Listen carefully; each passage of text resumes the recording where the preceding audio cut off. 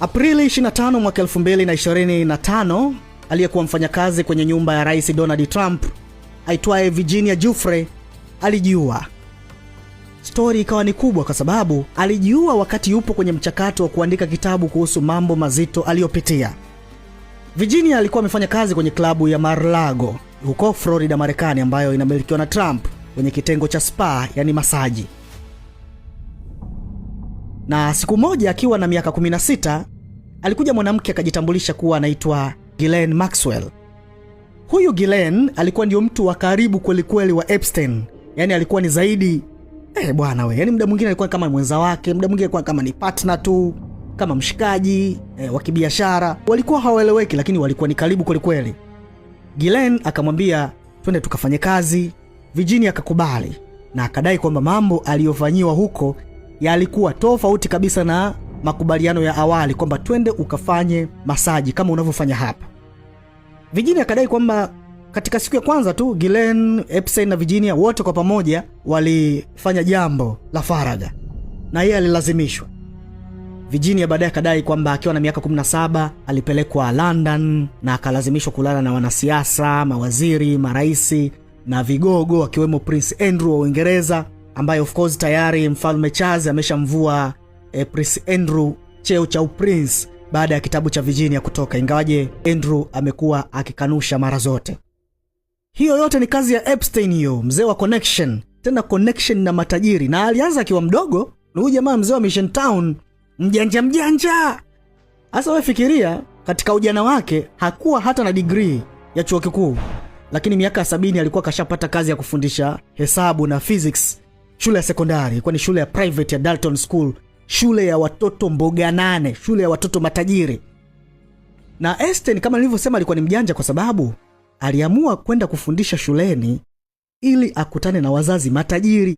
Yeye kuna matajiri alikuwa amewatarget na alifanikiwa bwana, kwani alikuja akakutana na wamiliki wa makampuni makubwa, akatengeneza connection nao, akakutana na mwanamke anaitwa Ana Obregon. Huyu alikuwa ni mrembo wa Kihispania mzuri. Huyu mrembo alikuja akamcheka Epstein of course, akasema nasikia wewe ni mtaalamu sana wa hesabu, hebu njoo bwana umsaidie baba yangu kurecover utajiri wake ambao ulikuwa unapotea huko. Epstein akaenda akafanya kazi, akarudisha pesa nyingi ambazo zilikuwa zimewekwa kwenye shell companies, akalipwa pesa nyingi kweli kweli.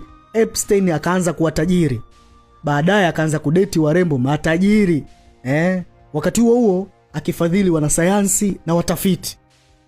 Akaanza kupeleka pesa nyingi sana kwenye vyuo vikuu na maabara kubwa duniani, na hilo sasa ndo likaendelea kumfanya kuwa Epstein akubalike kwenye ulimwengu wa watu wazito. Yani yeye kupiga simu ikulu ya Marekani na simu ikapokelewa ni jambo la kawaida sana. Akazidi kutengeneza connection. Baadaye Epstein alikuja akakutana na mwanamitindo na wakala wa mitindo aitwaye Jean-Luc Brunel. Na huyu Brunel akawa akitaka mabinti anamcheki Epstein. Lakini Epstein yeye akawa anatumia mwenye huo kuwahadaa mabinti wadogo na kuwapeleka nyumbani kwake, kwamba bwana njoo kuna dili la mwanamitindo fulani, si umeona nimefanya naye kazi akifika kule hebu njoo pitia kwangu kidogo, anafanya mambo mengine. Ndio siku moja sasa Brunel alimpigia simu Epstein akamlaumu sana, akamwambia mwanangu unazingua. Sasa hivi wazazi hawataki nifanye kazi na watoto wao kwa sababu unahusishwa na biashara ya kishetani, usafirishaji haramu wa binadamu. Akamind. Of course sasa hivi Brunel ni marehemu, naye alifia gerezani kwa kesi hizo za unyanyasaji wa kingono. Kwa hiyo Epstein akaendelea na michongo yake. Na nilieleza mwanzoni kuhusu ushahidi ambao aliutoa Nina, aliutoa Mary na mabinti wengine ambao ulimfanya Epstein aanze kuchunguzwa na polisi. Of course uchunguzi ulifanyika, ushahidi ukakusanywa na baadaye akapelekwa mahakamani. Kesi ilikuwa ni nzito, lakini mwisho wa siku maji yakazidi unga, akafungwa jela miezi 18. Alifungwa miezi 18, lakini alikuwa na kauru fulani kutoka nje kufanya mazoezi akiwa na ile incommonita. Akawa hata anaweza kutoka kwenda kisiwani kwake kufanya mambo mengine, kwenda kazini. Alikuwa ni kifungo fulani hivi, yuko gerezani lakini pia yuko nje. Julai 22 mwaka 2009 akawa huru na akaendelea kuishi maisha yake ya zamani kama kawaida. Akaendelea kukutana na watoto wadogo. Hasa kuna jamaa alikuwa anaitwa Alfredo Rodriguez. Yeye alikuwa ni mfanyakazi wa ndani wa Epstein.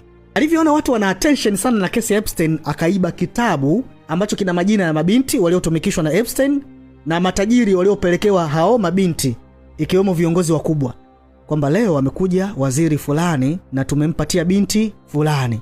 Logbook hiyo chenye kilikuwa inaitwa Black Book.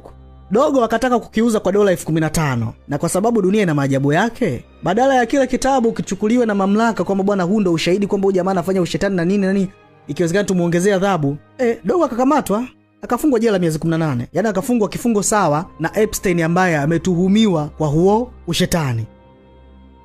Miaka 10 baada ya kutoka gerezani kifungo cha mwanzo, Epstein alikutwa amejiua gerezani jijini New York, na mambo aliyoyafanya enzi za uhai wake ndiyo yanaendelea kufunguka taratibu na kuwavua nguo baadhi ya wazito. Ghislaine Maxwell mwaka 2022 alifungwa jela miaka 20 kwa kumsaidia Epstein biashara haramu. Sasa kwa sababu hii ni issue ambayo ni developing, inaendelea, bado kuna mafaili mengi yanazidi kufunguliwa na nini, ni issue ambayo ina vitu vingi. Kwa kipindi hiki nafunga file la Epstein. Potentially one of the bad things to teach children is how to write. Writing, reading, and arithmetic was supposed to be, everyone's supposed to be taught, but writing forces you into a very narrow channel of thinking. You have to write in a certain form, in a certain way, in a certain linear pattern. So your thinking becomes somewhat narrow. The reason I brought up writing is one of the recent discoveries of mine with respect to Socrates, Plato, and Aristotle is they never wrote anything. They spoke, and people around who could write wrote.